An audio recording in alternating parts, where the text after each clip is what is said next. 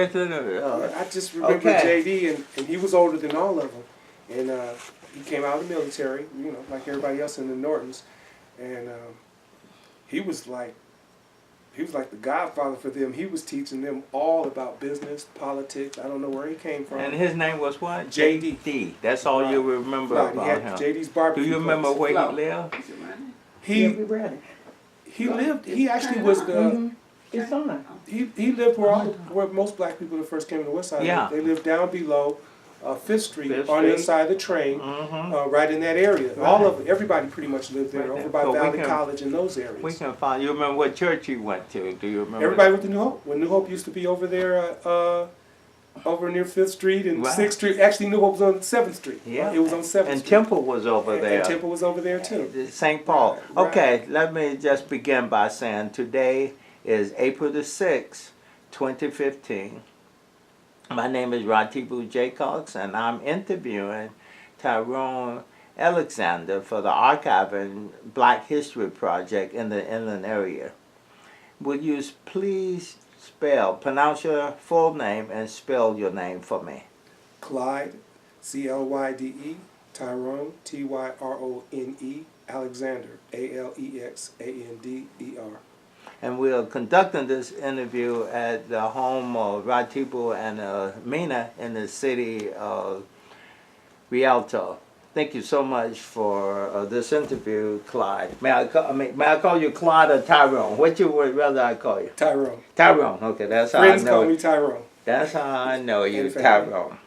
Tyrone, let me ask you this. We're talking about your father, Clyde Alexander. And Clyde Alexander was an important figure in San Bernardino in housing development and maybe some other things. What can you just briefly tell me about Clyde Alexander, your father? He was a down to earth leader. I mean, he seemed to approach everything with the attitude of there's got to be something good in it, and it's got to work for everybody. Okay, do you remember the first project he was involved with, or did he work for someone else? And then how did he land up building homes on the west side? Well, originally he worked with Norm Wilson, and Norm Wilson and himself, they were the first blacks in the Carpenters Union, and the only ones that were hired in the 50s and during the 50s on projects. They wouldn't let anyone else work on the projects, and all of them had brothers and relatives that were trying to get in. And so what they ended up doing was Norm and him decided one of them had to become a contractor, and Norm was the first contractor. Fortunately for him, he became a contractor where he didn't have to deal with the union, although at that time everything was very union, heavily union in construction. Which was designed to keep blacks from being carpenters. I know this because they talked about it all the time when we were younger and we were growing up and trying to learn how to do the industry. As time went on, Norm would always have my father and his brothers and Richard Cole and that group when they were younger. The white workers would not come and work for Norm, so these guys were skilled and they would come and work for Norm Wilson. There were other gentlemen in the community. There were masons, there were black masons who did brickwork, and people that did stucco and housing, laughing, and generally with the unions they would pick them last, so they would go on jobs, maybe work 4 or 5 hours a day, but they would spend the rest of the day supporting Norm. And that's how they made the difference of their money. As Norm became more successful, then they started branching out and getting more opportunities, because there was a lot of what started it was there was a lot of going back and forth as to why is this black contractor doing all this work and we're not getting white union workers on there. Right. So the give and take was, well, if you start letting us start work here, then Norm will start letting some of you guys come on there. So he played a critical role in giving everybody an opportunity to start working in construction physically. And this was in the 50s? Well, it started in the 50s, but I was like, I think 4 or 5 years old, and they used to be at our house plotting on all this stuff all the time. We would have the brothers, we'd have Richard and Bobby Cole, and my uncles Joe and Jimmy, and Norm had a few relatives. God, I can't think of everybody. There was there was a gentleman named Russell who was a concrete guy, and all of these guys would come over our house, and they were skilled laborers, and they would stand in our backyard, and they would talk for hours about how they would get on jobs and how they would bring family in to get on jobs, and if they once they got on the job and there was enough money there, they would slow the job down until they would let more members come in, because white workers would walk off the job when they would show up. So that's how we would get family members on the construction sites. So racism played an important role in developing some of these contractors. Absolutely. But if they had gone to been able to work in the union with the whites, do you think they still would have been as successful? Or do you think it helped in a negative way? I think with what I know about them as individuals, it wouldn't have made a difference. It wouldn't have made any difference. No, they were driven. They always talked about business. I think Bill Jones is another name. I don't know if you're familiar with Bill. No, I'm not. Bill was actually, he lived around the corner. He was my godfather. He was one of the members of the Masons. And he had a lot of money. And one of the contributors to blacks being involved in this business was they would go see Bill Jones. And Bill Jones, when you got your contractor's license, you'd go build on Bill Jones' house so you could get a track record.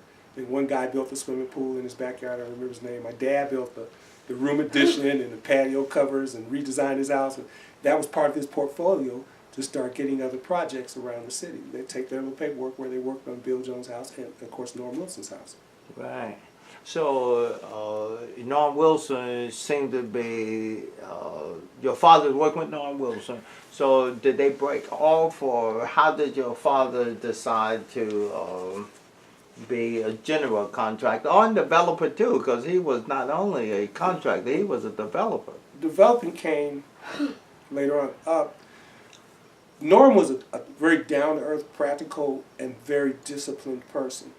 And he wasn't into dealing with the powers to be, those personalities, those white personalities. You know, my father, you've met him.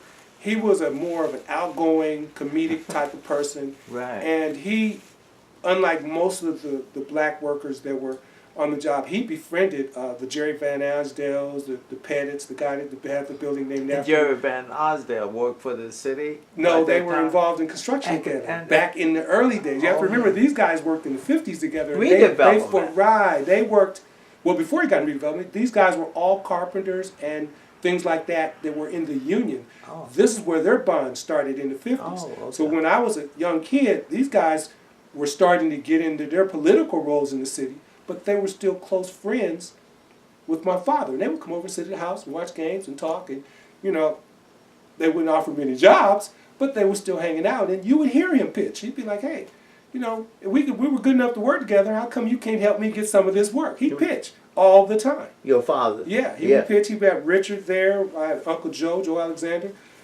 They would pitch all the time. And, you know, Jerry Van Asdale and Mr. Pettit, and I cannot think of the other guy's name. Can't think of his name, but they ended up becoming large contractors who worked for a gentleman by the name of W.R. Buster. Mm-hmm. I remember him. W.R. Buster. Now, W.R. Buster was connected to a gentleman named Nathan Wiseman, the Wiseman family of L.A., which were huge developers and financiers, and they're tied to the Rothschilds. Now, they call themselves the Rothschilds, but they were also related to the gentleman that was in Vegas in that movie Casino, the guy who used to always change his, had problems getting his gaming license and things like that. They made the movie Casino, and You remember who they are? there was a gentleman named Rothschild, and he worked in the gaming in Las Vegas. He moved, yeah. And his family was the family, whenever you saw a Budweiser commercial, you saw the Budweiser symbol in the middle of the swimming pool. Right. That's the family. Oh, okay. So during the Civil Rights Movement, which is that's when he started talking about land development, these guys would start meeting with us at our house too. W.R. Buster, Nathan Wiseman and Mr. Rothschild. Mr. Rothschild at the time was, I don't know, I guess you would call him a multimillionaire. And they started talking about the money that's going to be allowed into the black community. And I want to stress that word, allowed. Okay. Because that was how it was put together. It would be allowed in the community. W.R. Buster started by helping my father get a contractor's license and getting him certified through the union as a contractor. In the early days, it worked for us. Every project we did, we'd have to do union projects. The problem was we couldn't hire family members. We could only hire white workers. But one of the things I loved about this process was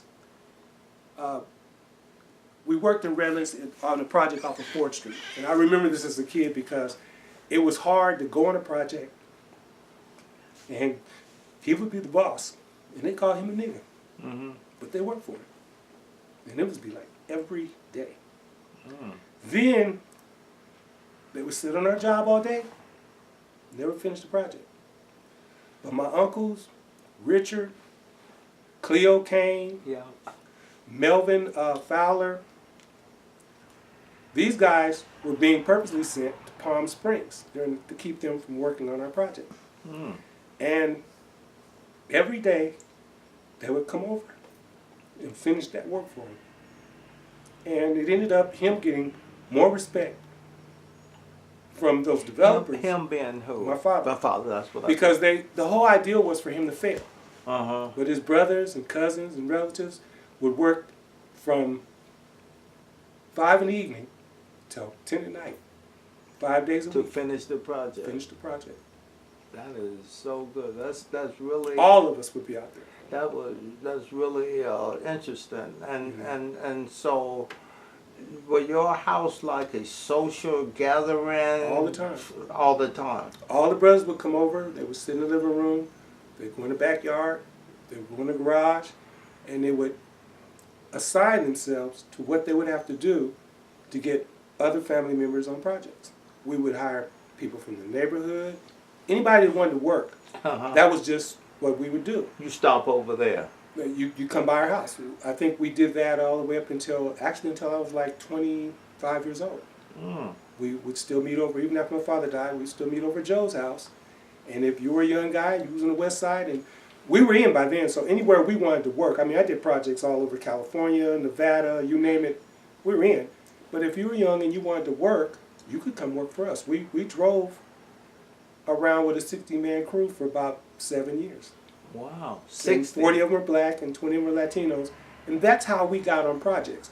We were better, and in general, most of at that time, we had a lot of black carpenters and people who were skilled. And the only way we could get on a job, unlike white people, was we'd have to promise more than they would to get the job. We would have to. If they said they could do 3 houses a day, we'd have to do 6. And it meant, and if they paid them hourly, we worked piecework. For us, it was great. Even my father, I mean, he was pretty much one of the people that started that.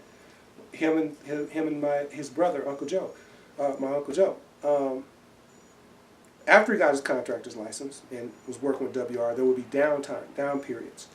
And during those down periods, their crew consisted of, as I named before, Cleo Kane, Joe Alexander, Jimmy Alexander, pretty much the people in the community.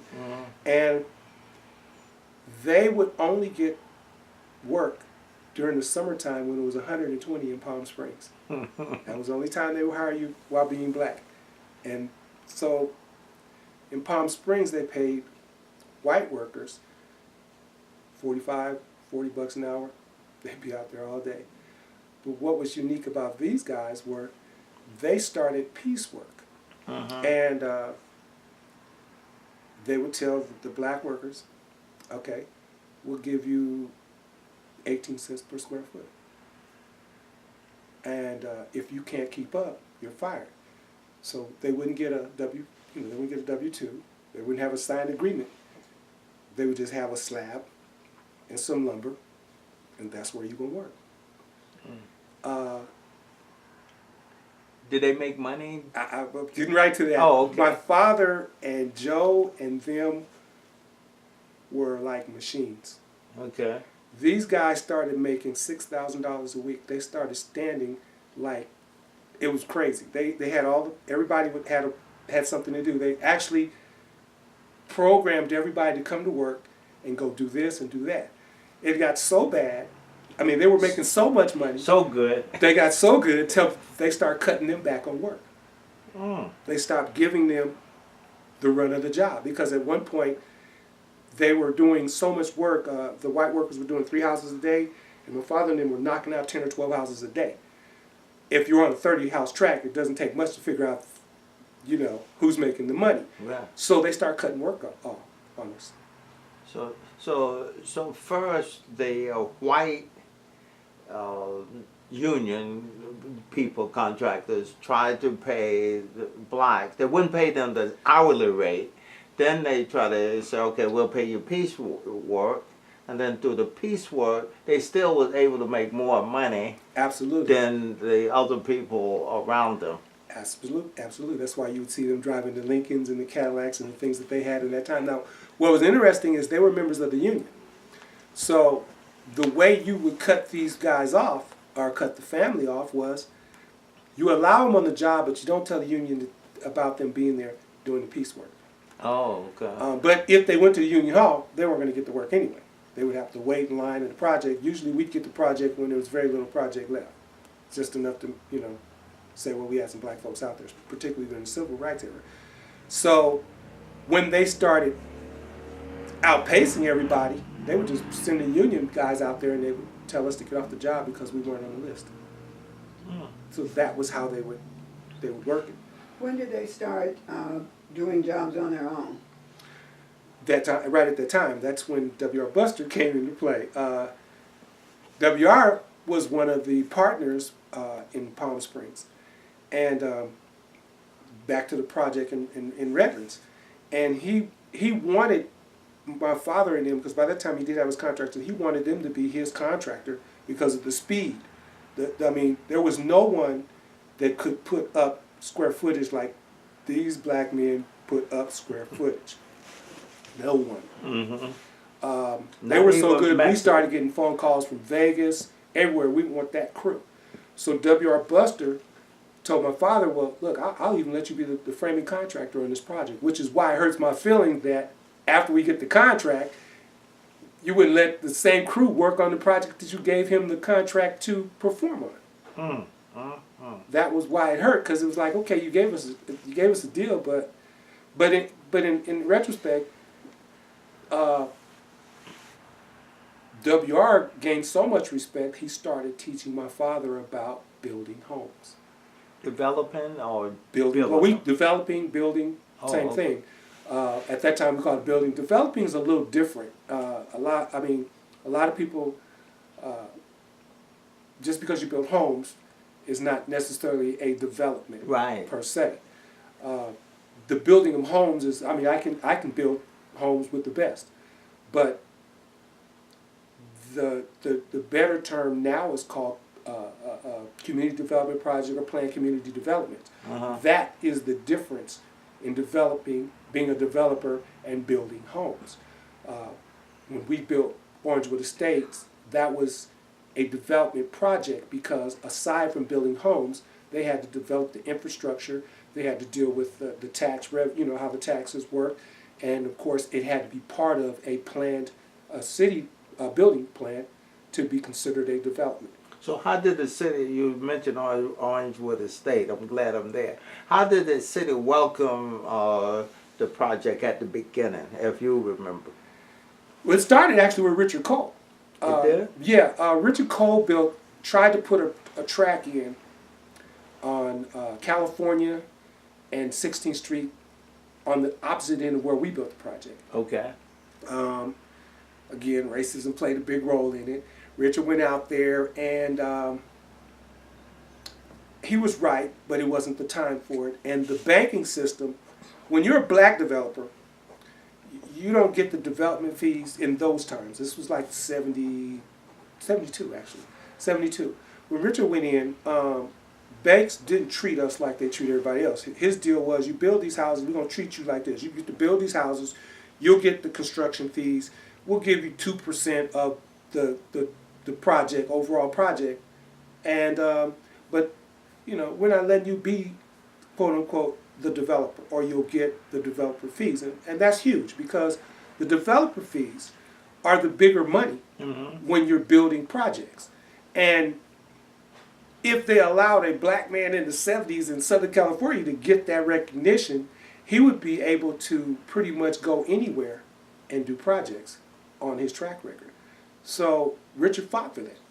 He fought. Was Valerie with him then fighting for that? No, this was before Valerie. Well, Valerie at that time, Valerie Pope. not really Valerie, but Frances Grice. Yeah. At that time, those two were dealing with the starting of Operation Second Chance, which started down there next to where Safeways was. Is that 2nd Street? I keep trying to remember. On the other side of the railroad, where that shopping center is? 2nd Street. So 2nd Street. That's where Operation Second Chance, and it was going on at the same time. Okay. How Richard and they connected was during the battles over the housing tract that Richard was trying to do, because they stepped in and were trying to get creative financing, you know, free money to build a project. But the city, because it wasn't one of those HUD projects or started in that kind of category, it wasn't going to happen. So that's how Richard started getting involved with him, because they literally got into this big fight over this project. So flipping back to Orangewood Estates, the cousins, Richard and father, kind of fell out when we built the Orangewood Estates, because Richard refused to use the resources that we had. When I talk about the W.R. Busters and the Wisemans and the Rothschilds, that's a very high level of money, and it comes from old relationships and money. And you have to be part of their family to do anything. Richard didn't like that, so he didn't want to partner up with us as a family, and that's where the two relatives, the two cousins, first cousins, fell out. Was he just didn't want to have anything to do with our relationship. Richard was your dad's first cousin? They're Richard's mother and my grandmother are sisters. Oh, I see. Okay. They're first cousin. So and she's in those pictures I showed you. So that's where that fell out. But my father was determined, and at the time he was on the planning commission. He was determined. He was on the planning commission for the city of San Bernardino. Right. He was appointed by Norris Gregory. And Norris Gregory was the 6th who? Ward councilman. The first black 6th Ward councilman on the west side of San Bernardino. So at that time, he was determined to change that concept. And that's when it got really interesting. Based on what happened in Redlands with WR felt bad, and we did make very good money off of WR. And he started teaching my father how to build homes. My father refused to be just a general contractor for WR. So their relationship and the respect level they had went to another level. He built 2 custom homes for WR up there by where the Indian Reservation is on the top of Palm, overlooking the city. He started building, he built WR's custom home around the corner here in this tract. And in the El Rancho Verde Country Club? Yes, it's right around. It's an awesome house. It had a. He gave him an idea, and they were trying to build this. This is where he really got a lot of respect. They were Your father now? Yeah, my father. A lot of respect. They were trying to build a special bathroom in this house, and he built this glass bathroom in that house that had a shower that came through, but it had plants and everything that lived in the shower and the natural light that came through the roof. I don't know if that house is still over there, but the house was awesome. And it burnt down. So that's the big one. It burned down. Yeah, and so WR couldn't find anyone that would redo the house. This burned down in the 70s, so I don't know if it's the same house you're talking about. Oh, okay. But it burned down in the 70s. It may have burned out again, but it burned down in the 70s the first time. So no white contractor, anybody would do the project. So WR made a deal with him. He said, Clyde, if you come and you redo my house and you rebuild that bathroom, I'll help you move right over here in El Rancho Verde Country Club, right out here in Riverside. The house is like around the corner from here that we were going to get. So we went out there. He rebuilt the entire house, redid that bathroom the way it was. You couldn't even tell the house burned up. So W.R. Buster, who didn't understand racism at that time the way it was, him and my father came over and they tried to buy the house. I think that house is like right around the corner from me. And we were met with the Klan and everybody else to keep us from moving in that house. Wow. So that's how we built the house that we have on 16th Street. That's why we added the room on, because we were trying to turn that house to look like these houses that were built right here in Riverside, where you had a little door and you came in, you went in a double door and they had the little windows on either side. That was why we built that house that way. But the best part of it was that because he never lost it or never, went off on anybody when they were pretty much, we had our money invested in the house and they pretty much bought it back from us. My father never lost it on him. And WR had so much respect for him, they started working on him being a developer in '72. I was 12 years old. But he started teaching him about how to put development projects together. And we started going to his office. As a little boy, I remember sitting in WR's office, which used to be on the corner of 5th and Alabama, all the way out on past Norton's in that area. And we would sit there on Saturdays and Sundays while he would teach my father how to do development projects, how to talk to different banks, how to talk to the city how to get financing, and even how to buy banks while he was doing his development if he ran any racism, which I thought was off the chain. Right. I was like 12, 13 years old, and I was hearing this guy tell him, this is how you control the bank. Nate Wiseman came in, and they were getting ready to build Pioneer Park Plaza in downtown San Bernardino, the senior project that we built. And Nate and I can't think of her name right now. We were just talking about her the other day. She worked for HUD for years back then, and then she ended up working with the first lady mayor of San Bernardino. What was the black lady's name? I cannot. Black lady mayor? No, she worked with the first lady mayor. Not Juanita. Then she moved Scott. to Texas. Juanita Scott. Juanita Scott. So okay. Juanita. Okay. At that time, we were living. My father and my mother broke up, so he was living in Pasadena, and Juanita was brought into this meeting, and Mr. Wiseman, Mr. Rothschild, and WR didn't want to be involved. Started talking about how to bring my father in as a partner and get grant money, HUD money, but they had to have a black partner. And this is when I thought that my father was brilliant on this move. Every day when we would drive home from San Bernardino, because he always kept his office in San Bernardino, he loved San Bernardino. We would drive to Pasadena, we'd have to go out the 10, come up to 57, then go out the 2, go out the long way to Pasadena. At that time, when you got to Pasadena, the 210 freeway stopped you right in front of Rosemead, and you had to get off and to go to our house. We lived up in the Altadena, you had to go out the back way. So he would sit on that freeway, and every day he would tell me, we got to get ready on the west side of San Bernardino because that 210 freeway is going to come through, and we're going to turn the west side into one of the most upscale black communities ever seen, because everywhere that 210 freeway goes through, the cost of houses increase. This man said that every day from 1972 until he started building those houses. He saw that 210 freeway. Well, when did Clyde Alexander pass? 1982. Was that 82. 82? Mm-hmm. 82. It's been that long. Mm-hmm. God, it seemed like it was So what year did he start building the houses over here? 79. 79. 79. But he had to sell the farm to get it. So he's a visionary, right. in a way. I mean, in the real way. Yeah. He was able to visualize. Would you also say that he also was a public relation person? Or would you say that too? I would definitely say that. I think the other thing that is missing that a lot of the people don't realize is that he wasn't just talking about building houses. He was talking about building the community. He was talking about shopping centers. He was talking about schools. he was basically talking about changing the entire infrastructure. That's why it was important for us to make sure that when we did our project, everything was underground and up to date and in line.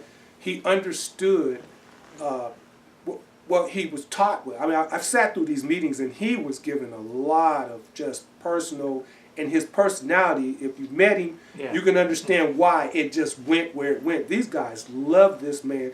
You've seen them show up for his funeral. Really? They don't go to each other's funerals, but they showed up for his because he would learn, but he would have the whole room just rolling. Just, he was that way. And when they would say, well, in our communities, we would do this, he would say, well, how come I can't do it in mine? He didn't mind saying that to these millionaires. He never was intimidated. He wasn't. He never was intimidated. He would tell them, well, if you guys are going to do that there, why can't we do it here? So, in fact, we lost not WR, but Nate Wiseman when we built the housing tract because Nate was upset that the gentleman that built the golf course over here in Shandon Hills Golf Course. Warner Hodgson. Okay. Warner. Also, another thing that my father was involved in is the building of the city hall. That was directly after that when they built the city hall in '74. I didn't know that. You didn't know that? No. Well, let me tell you. I wasn't Warner even Hodgson. here. There's a lot of stuff that's missing here. Okay. Just make sure we got it, but he moved, so I knew that good. He was involved in the building of City Hall, Uh-huh. and his position, I remember, was in either Warner project Hodgson. no, my father Okay. was either in project management, but he was there because he was black. Warner Hodgson was on the same level, but they didn't want Warner to be recognized because they needed to have this black participation in the building of City Hall. Right. So how we got Pioneer Park Plaza was my father was bought out of his position and Warner was slid into his position, but it was done in a way to where it didn't look like it was racist. And of course, Warner became wealthy from that position because it was a well-paid position. And once everybody realized the lump sums of money in terms of gratuities for doing their job, they didn't want my father to have that. And so you can understand when Warner finished the City Hall project, he started developing and he bought that racetrack over there in Riverside. So you understand what transpired here. The light came on with everybody. It's like, hold up. We're not letting this black dude do that. But let's buy him out. So at that time, there was a school called Conrad in downtown San Bernardino. Remember Conrad? It was located just above Fifth Street. That's where they sent everyone that went to continuation or was in, troubled kids in high school. They sold it to my father for $1. That's how he got that project, and that's how WR and the rest of them came in. Now, I know I'm jumping around, but no, go ahead. Now that project took from '74 to '76 to be actually prepared and completed and put into place. But during the process, because he was learning from the Wisemans and Rothschild and WR, he learned about how to negotiate other projects, trade wares, and get, at that time, which was new, tax increment bonds, which was going to be used in the Orange State project. The roadblock was he had a lot of power brokers with him, and Mr. Rothschild, who bowed out of doing the project, introduced him to the owners of a Belgian bank, which ended up being one of our companies called Belgate. And then we own Northgate. Belgate financed Northgate. Northgate built the homes on the west side of San Bernardino, which goes back to what I was saying before. There are different arms in land development. And a lot of people don't realize that land development has a whole bunch of different, being a developer has a whole lot of different additives to it. During this process, Mr. Rothschild, who was enormously powerful at the time, also taught my father on how to buy banks. It was the strangest conversation I'd ever seen in my life. And by the way, that's where the Tyrone thing came from. Oh, okay. But we would sit there and he was telling me, when you partner up with these guys here, they want to be in the United States and they want to be a bank in the United States. If you play your cards right, they'll finance you and they're going to buy a bank in the United States. and you will be in control so that you could build as much as you want to build when you want to build. Right. I literally sat through that conversation, and as a kid, I was blown away because I was hearing things that I didn't, Nobody, not a lot of people were talking about that. Now, what was Thomas Hughes' role, in, if any, in all of that? In the early stages, Talmadge had no role. Okay. And that was why, I mean, there's things that I heard, and you got to give my father credit. He was insisting on, while I'm doing this, I need to have a black real estate broker because they wanted to bring in their real estate brokers on our projects. He was like, no, I got to have a black real estate broker. I got to have insurance people, Samuel Jackson, because by that time Golden State wasn't where they were, but the bonding capacity. Remember, Sam could start bonding. That's where that came from. Oh, Sam, okay. We used to have to go to Mr. Rothschild's bank to bond as a black contractor. There was no black contractors other than L.A., and they weren't allowed to bond out this way. So that's where that argument started. He was like, look, if I'm going to do this, and you're going to make all this money, we got to do performance bonds in the city of San Bernardino. So Sam Jackson would bond people. He had the capacity. He to got sell the capacity to sell the bonds. The bonds, Oh, but that's good. he wasn't allowed to do it on our projects. See, there's a lot of give and take, and these guys became friends during this project because of this. So once Sam got the opportunity to bond, and they wasn't allowing Talmadge to be the, he wanted Talmadge to be the real estate broker when we put together Pioneer Park Plaza in downtown San Bernardino senior housing. He actually wanted Samuel to be involved. Talmadge to be involved in that because he trusted Talmadge. That wouldn't happen. He wanted Richard Cole, who was a contractor. Well, he asked Norm Wilson first. Norm didn't want to be involved with the people that we were involved with. A lot of blacks had issues with dealing with Jewish or people of that stature, given their background. They just were hands off. So we tried to get Richard because Richard was a contractor and he was a family member. And at one point they were business partners. That's why Richard's company was called Alco Builders. Oh. But they wouldn't let Richard have the contract because it was a union job, and they wanted to have their way on Pioneer Park Plaza. Right. So even though we ended up being partners and developers on Pioneer Park Plaza, we couldn't hire black contractors. Now tell me this plaza, said it again, because Pioneer Park Plaza. It's called the Plaza now. It's downtown across the street from the bus station. Between F and G, just north of 5th Street. Yeah, I know where you are. That project. Oh, that was Clyde's project? Yeah. That's the project that actually seeded the money to start building Orangewood Estates. Oh, okay. And we owned that project until 1993. Oh, okay. Even after he passed, the family kept control. Well, we only owned 25%. Of course, the Rothschilds and the Wisemans owned the other 75%. But it was a. You had an interest. Yeah, we had interest in it, and of course we controlled the management of it for the first. Again, he learned so much from these guys. He made an agreement with them that it would be a black management company that ran it for the first 10 years. Of course, he died before the 10 years was over, but he was able to craft an agreement to where no matter what, it would be someone in there black working and someone in there black working in the maintenance part of it. Why do you think your father thought it was important to have blacks in these positions and not just go along with the establishment? I really, that was know. in his heart. That was just something that I've never went with him, and I went to almost everything, and he never spoke up and said, well, wait a minute, we got to have blacks. Where was he from? Where was he born? In Oklahoma. Oklahoma? Tulsa, Oklahoma. Yes. So how did he get to San Bernardino area? Well, you know the history of Tulsa. Huh? You know the history of Tulsa, Black Wall Street. Yes, Black Wall Street, the black businesses. If you go up and down Apache Lane, and of course my grandmother and Bobby's and Richard's mom, Aunt Artie Faye, these were business owners in Tulsa. So that's where it came from. And blacks in Tulsa do business together.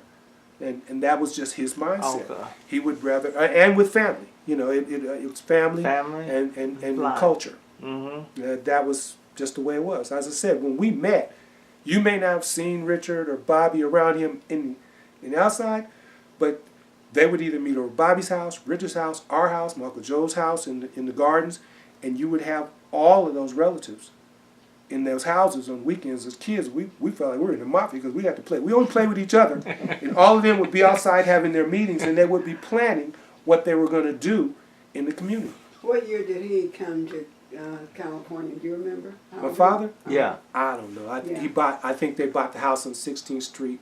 Were you in born here? 1954. No, I was born in L.A., but I was raised here. So they went to L.A. first and then came. Yeah, everybody went to L.A. first, and then came to San Bernardino. But I can't tell you what year. We almost didn't even live in San Bernardino. I remember when I was young, we were looking at houses in Baldwin Hills. I do know that. Oh, okay. And Bobby How was many too. brothers and sisters do you have? I had one sister, and she passed. Oh, she did. Yes. And you're the only child living now? Yes. Okay. From Clyde. And what were your mother's name? Eddie Lee Alexander. What is Eddie Lee Alexander. Eddie Lee Alexander. Oh, okay. Did you know her, Mina? No. What year did she pass? In 1993, but I was adopted as a baby by my father. You were? Yes. So he's not your biological father? I would not have So known you just has that. one biological child, your sister. No, my sister was adopted too. Oh, so both you guys were then adopted. Right. So did Clyde have any biological children that you know of? None. None. None. But I would not have That's known if you amazing. hadn't put it up here on this tape. I would. I wouldn't have known Okay. How did you because find I out? was adopted at 6 months old. Okay. I don't like to say this, but family's funny. We can edit out whatever if you want me to edit something. Yeah, Now, well- if you got something you want to say on your chest, is No, because I grew up. I grew up. What I always tell people, the best thing that ever happened to me in my life was my father, because he was a unique individual. We never talked about it. I never knew it because I was a baby. How it came out was when he passed, and you know what happens when people pass. let's look at all the paperwork. We had paperwork. So, and it wasn't him that told me. It was just in a very frank and very ugly conversation. Oh. And it was like, wow, okay. So how did that make you feel? It didn't make me feel any way. You had no feeling. No, because the gift that I have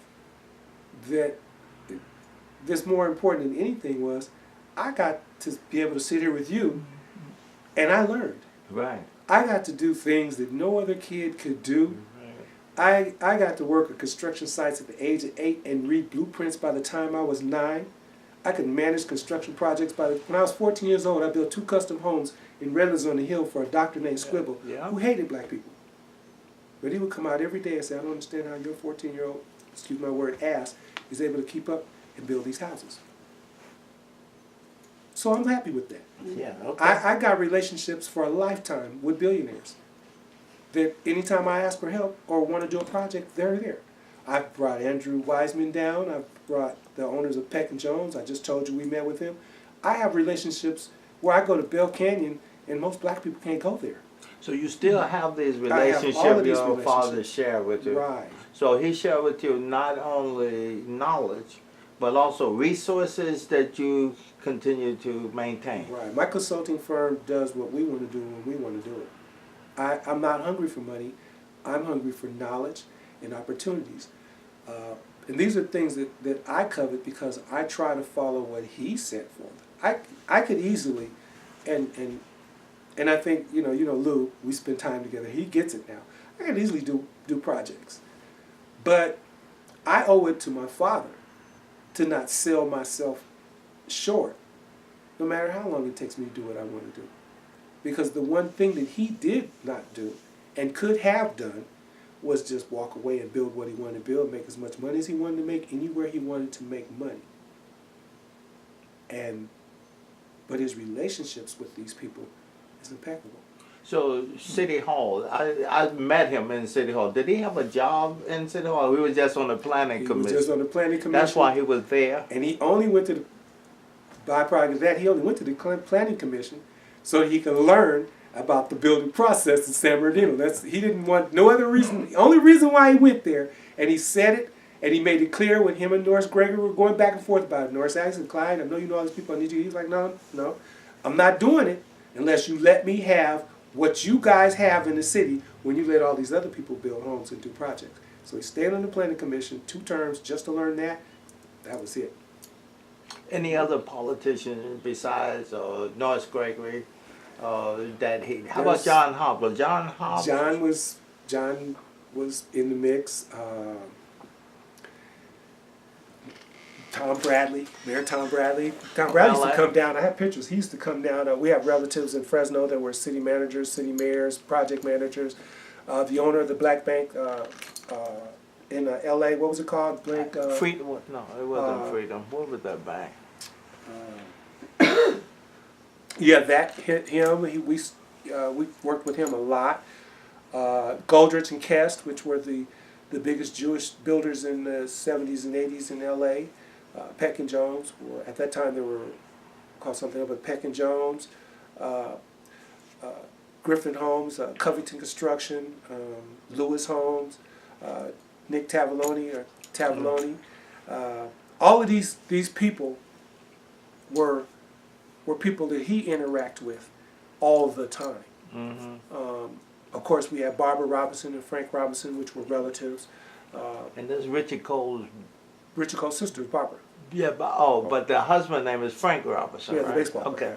So, and then we had connections with Diamond Lee. Oh God, I can't think of all the Congress people these people knew. Marv Diamond Lee. How about George? Alan Cranston. How about George Brown? Yeah, George Brown, all the time. My father built homes in Pittsburgh, California, and at that time, I think George Brown. That name wasn't George Brown. Was it Brown? No, it was Brown. Congressman Brown. No, yeah, Congressman Brown, yeah, because I got an award from him as a kid. But no, the other Brown that was head of the state assembly. Willie Brown. Willie Brown was in the Bay Area. We built some homes in Pittsburgh, California, and their friendship was unbelievable. Unbelievable. I remember going to Sacramento and just sitting in the Capitol for hours while they go in the room and talk. So he had a lot of political connections all over the state. You know, that was just unreal. But I think the biggest thing about him was he always sold San Bernardino. He always envisioned having an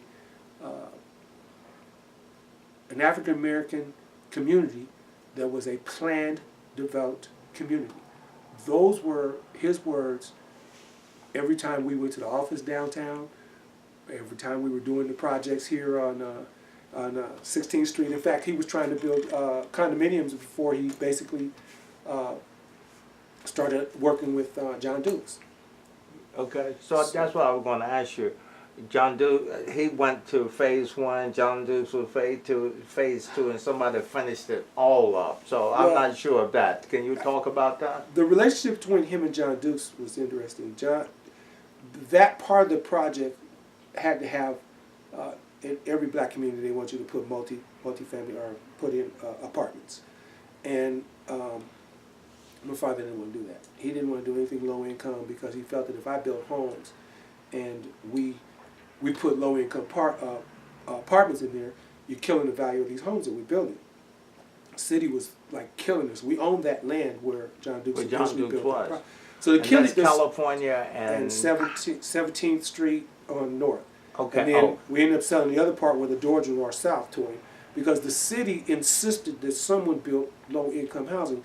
So he was so adamant against it, he made a deal with John Dukes, and that's how that project came about. But the relationship between them was good, but the projects clashed. I think that it's unfortunate that, again, when we're what they call so-called red line communities, we catch that. So your father was against. He wanted to stay with the successful program that they had put in place through Operation Second Chance and Talmadge Hughes and that group, where they had stopped the projects. Was like he hated the projects, and his idea was we got to stop building large concentrations of low-income housing. When he was on the planning commission, if you remember, for a minute there, they would build 4 units. They were building 4 units, and they would spread them all over the city. Some of those units at that time, when Del Rosa and those areas were still predominantly white, they built low-income housing in those. They would build the fourplexes in those units, and And that was his thing. I don't want to build 300 units and slap all these low-income people in there. Particularly if you build on the west side, you already know it's going to be 300 black people slammed together. And Right. he hated that concept. I mean, Okay. he hated it. I didn't know that either. He hated it. That was where him and John Dukes and Francis and everybody parted ways. And That's Valerie- when the battle started between our family and the powers to be, because we were adamantly against building large concentrations of low-income housing. And he thought if you do bring everybody poor together like that, You get what you got. it's a negative effect on the community. Right. His idea was to continue. He made money building satellite low-income housing. I forgot about that. Where they would build fourplexes in different parts of the city. And his concept was, if I build 4 units in a white community where everybody's being successful and everybody has a job and it's clean and it's safe, it will inspire these people that moved in there low income to get involved. I don't know how it would work if you low income, you just don't want to do it. But it made sense to me where instead of having 300 people sitting there, like crabs in a barrel, maybe 2 out of the 4 will decide, let me go work at McDonald's because the little white kid next door is going to work at McDonald's. So it kind of made sense to me. After this Renaissance kind of thing took place, the city sided on that side of the fence and stuck with the concentration and cut the projects. I can drive around this whole city and show you where there was 10 of them built, and I can show you them. One was built down here not far off of Mount Vernon in 9th Street. 8 of them were built over there in Del Rosa, Highland, and over Bill Golden. All of those units still look nice. Okay, we got about 5 minutes, and we're going to wind this section up because each interview is about an hour. Okay. But what I would like to do with you is to get Flo to bring the camera, drive around, talk about different projects like you said, so we can actually visualize and see what you were talking about, not just hear it, but see some of it, see what's happening there. Will you be willing to do that one day? Absolutely. Yeah. I mean, what else do you think we should ask him now? There's one other thing I Yeah. want to throw in. He put in several things that I'm so upset about that has happened in the West Who Side. is he now? My father. Okay. They put together what is called the Enterprise Zone. I'm sure you've heard of it. Yes. Mm-hmm. And Northwest Redevelopment. Mm-hmm. What hurts my feelings is I remember sitting and watching this be put together. The concept of Northwest Redevelopment is actually in line with what we were doing with Orangewood Estate. It was to give the people in the community the power to pick what projects went in and how those projects work. It never worked the way it was basically put together, and unfortunately we have sat and allowed the Enterprise Zone to lose its accreditation. Mm-hmm. We fought. I've always sat on the outside and watched because I was aligned with another group and I could not interfere, but we fought and we let golden opportunities slide away. And the reason why I'm saying this is because no one realized the effectiveness of Northwest Redevelopment until it basically left away. If you've been involved, and I know you have been involved in politics, you will always realize that the people in the City Hall always wanted to know what was going on with Northwest Redevelopment. Always do what now? The people in City Hall always wanted to know what was going on with Northwest Redevelopment. Right. The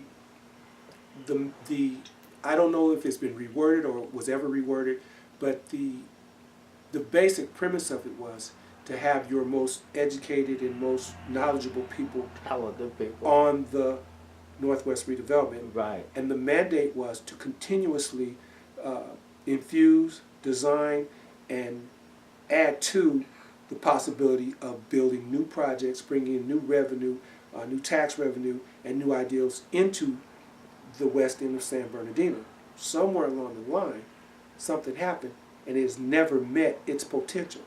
It actually had enough power to control what opportunities came into the west side of San Bernardino. And I want to say this before you go. That's the only. We have to go. And then Yeah, that's what. This was the last one. That was the last project that had paid executive director. They paid people to head the Northwest Exactly. redevelopment. They had money. Right. The other one was sort of a lot different, but this one was a key. And that's why they paid the money. Right. Because it had teeth. potential to make money as well. And had teeth. Right. So look, let me say thank you. I'm gonna call you again to do some more of this. Man, I really appreciate this. I knew you could do this. And now it's demonstrated that you did it, but we're not finished. Okay. Okay? And All right. thank you, Flo. You're welcome.